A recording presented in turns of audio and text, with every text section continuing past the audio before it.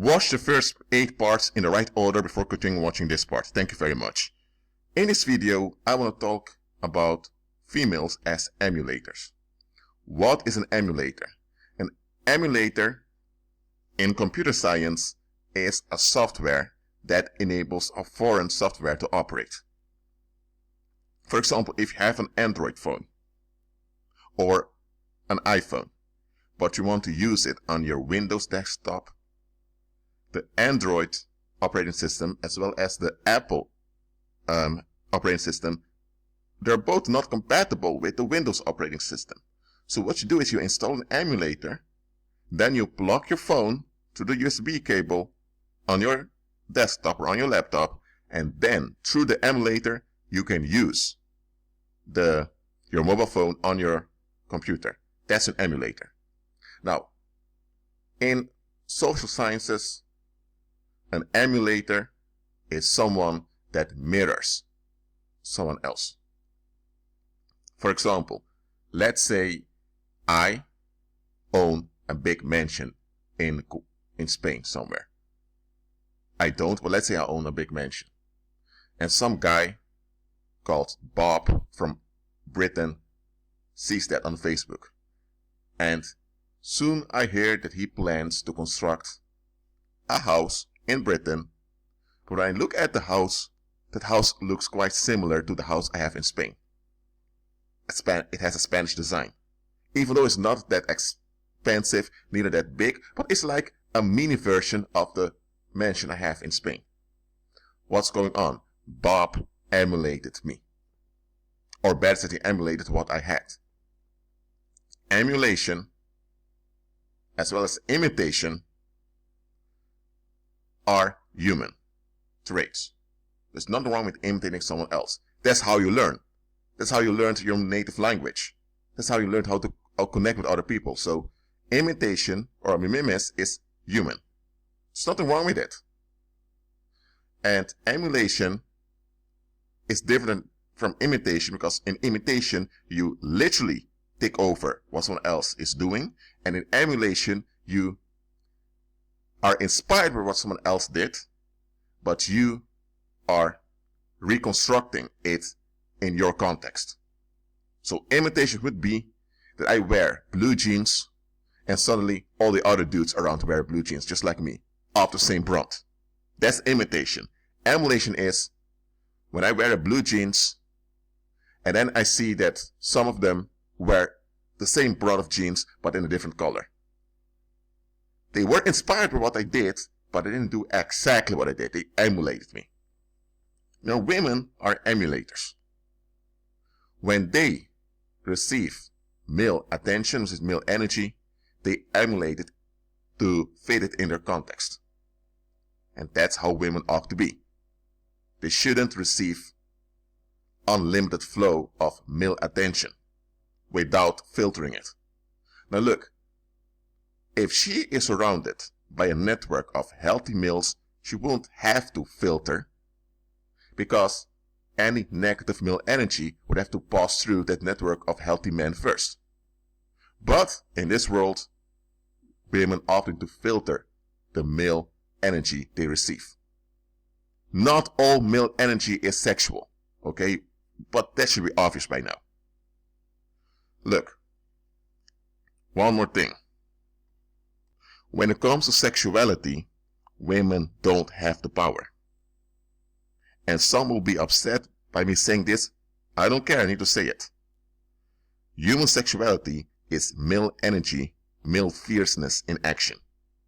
And the Most High designed the female upon whom this fierceness ought to be worked on, because she will take this fierceness and make it into something productive.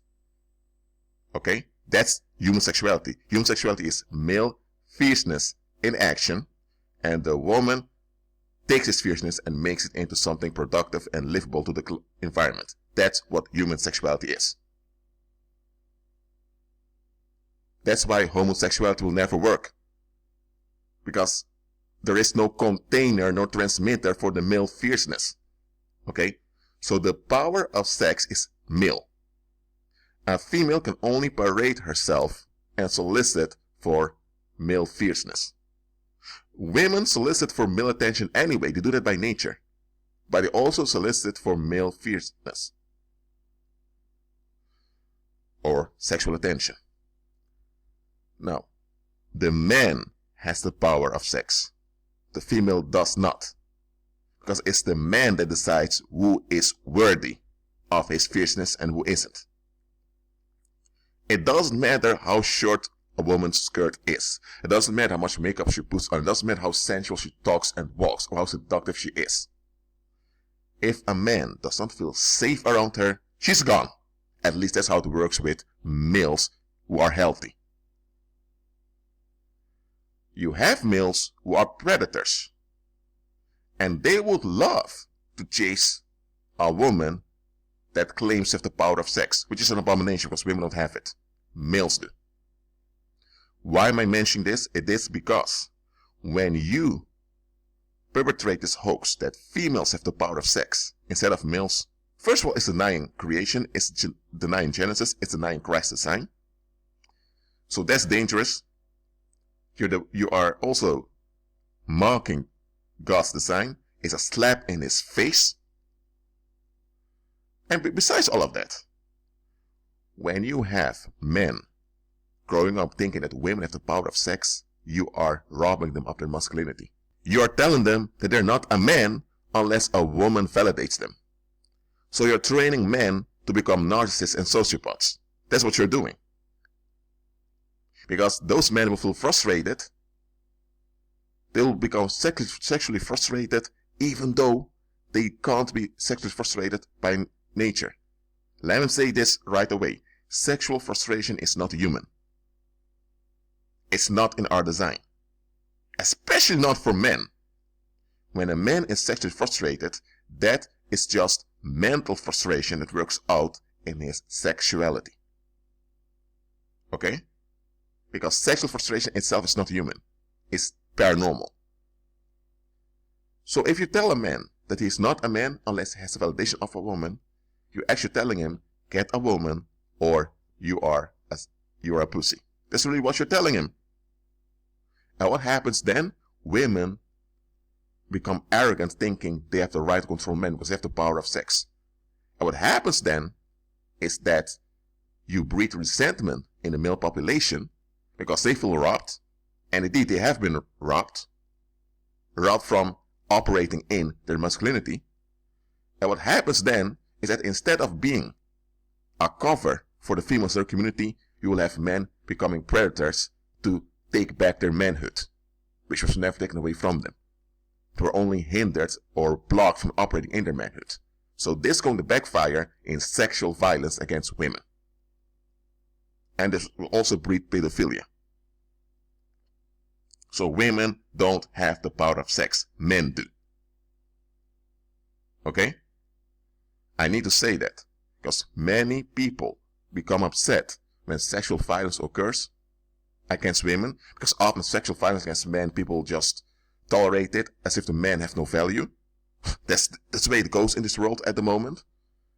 But when sexual violence happens, people then become upset, especially feminists, and they label male nature as toxic. No. Male nature is male nature. It's a reflection of the Most High.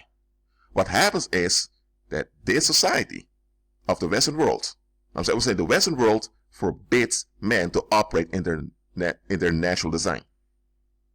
And this causes a backlash both against men and against women. So now the women have to face a lot of danger when they're dealing with men because they don't know what a natural man is. Men and women don't know what masculine energy is.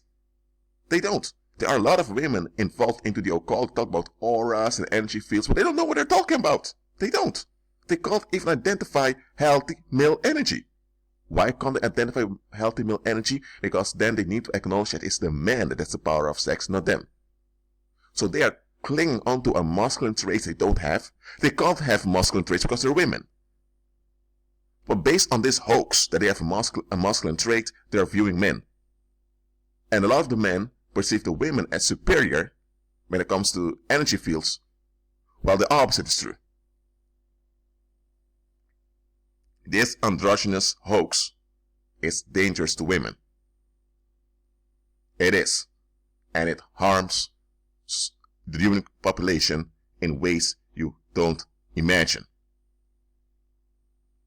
But again, let's go back to women as emulators.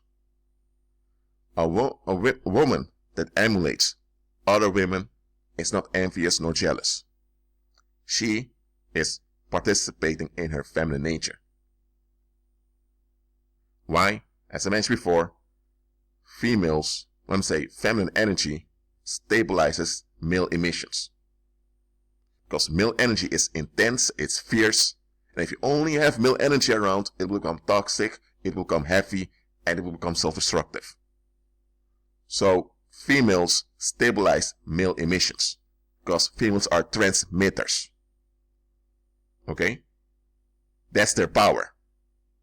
And they should use their power, should operate in that power. Or better said, it's their ability. Let me correct myself. It's their ability, and when they operate in that ability, they're powerful. I'm careful with the words I'm using, because pagans misled many women talking about feminine power or girl power.